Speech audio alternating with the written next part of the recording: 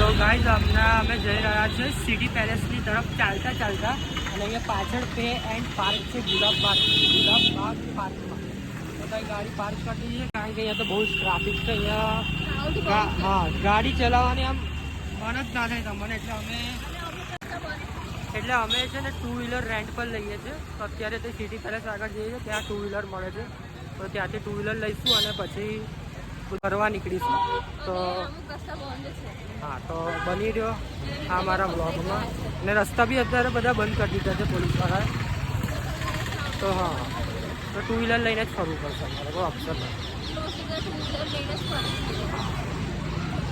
તો ફ્રેન્ડ જુઓ, બહુ ટ્રાફિક છે અહીંયા અત્યારે. આ બાજુ ખાલી છે પણ આ બાજુ ફૂલ ટ્રાફિક છે. આ બાજુ સિટી પેલેસ તરફ જવાય અને આ બાજુ અમે ગાડી પાર્ક કરી છે.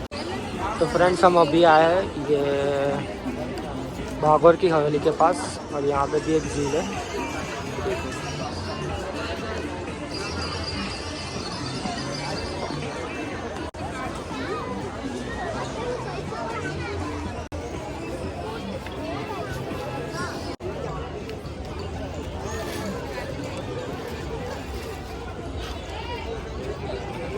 तो गाइज ये है बागौर की हवेली, और यहाँ पे ये लेक है, और ये होटल है यहाँ बीच में, और ये एक होटल है. और अभी हम यहाँ पे हैं आराम से. અમે એવું થયું છે, હા, અમે લેટ પડી ગયા છે થોડું કરવા માટે. તો સૌથી પહેલું અમારું પ્લેસ આ છે ડાકોરની હવેલી. એટલી લાઈન છે, 7 થી 8 હોય છે, 8 થી 9 હોય છે, પણ એટલી લાઈન છે કે અમને લાગે છે કે અમે ઉદયપુર પૂરેપૂરું ફરી નહીં શકીએ.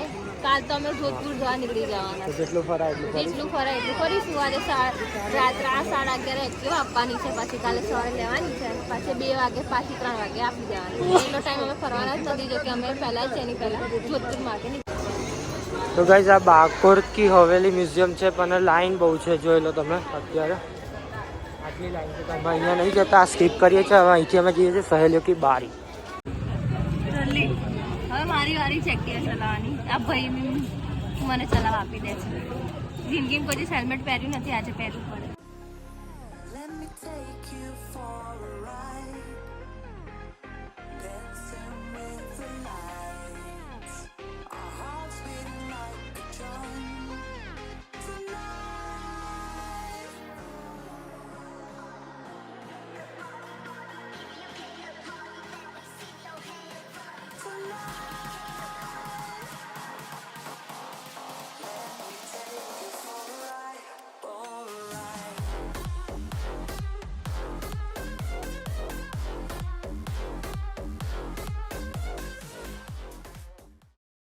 તો ગાઈઝ અમે આવી ગયા છે અત્યારે સહેલીઓથી બારી ફરવા માટે.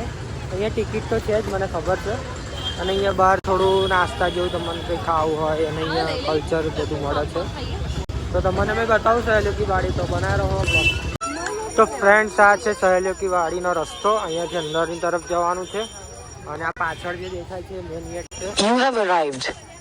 આ રીતે બગીચો છે, એટલે આપણી ગુજરાતી ભાષામાં બાગ છે. અહીંયા આ બાજુથી બાગ છે, અને અહીંયા એવું છે કે કંઈક રાજાએ ફાઉન્ટેન બનાવ્યા છે એમની દાસીઓ માટે કંઈક છે. તો ફ્રેન્ડ્સ આ છે સહેલીઓ કી વાડી. એમાં કંઈક એવું છે, ખબર નહીં મને બી શું છે. ગાઈઝ બહાર પૂરો બગીચો જેવું છે, અને અંદર આ રીતે અંદર જવાનું છે. અંદર બી ફાઉન્ટેન્સ છે, જોઈએ આપણે અંદર ફાઉન્ટેન્સ કેવા છે. અંદરના ફાઉન્ટેન્સ આપણે અંદર આવી ગયા છે. આ રીતે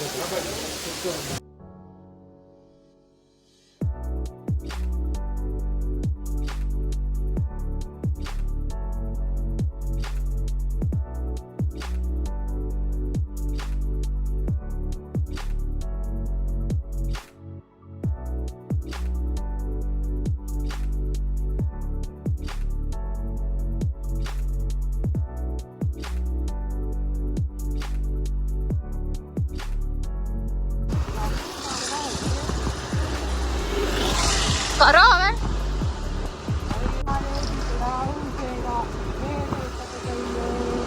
તો ગાઈઝ અત્યારે તમારે સાચી વાત પહેલાં આપું છું કે આપણું Gujarat is the best Gujarat Bharat છે. અહીંયા રાજસ્થાનમાં કોઈ પણ જાતની કોઈ પણ હેલ્પ નથી કરતું એમ સપોર્ટ નથી એમ કે આપણે કોઈ રસ્તા વસ્તા ભૂલી ગયા હોય તો સમથિંગ કોઈ કે એમ ઓકે ચાલો ગાઈસ ફતેહ સાગર લેક પહોંચી ગયા છે તમને દેખાતું હોય તો ત્યાં મારે ભાઈનો ફોન આવ્યો છે વિડીયો કોલ જો આ મારી બેન છે નીલમ વાત કરી રહી છે અત્યારે આ ફતેહ સાગર લેક છે આ શું લખ્યું છે ખબર નહીં પાર્કિંગ છે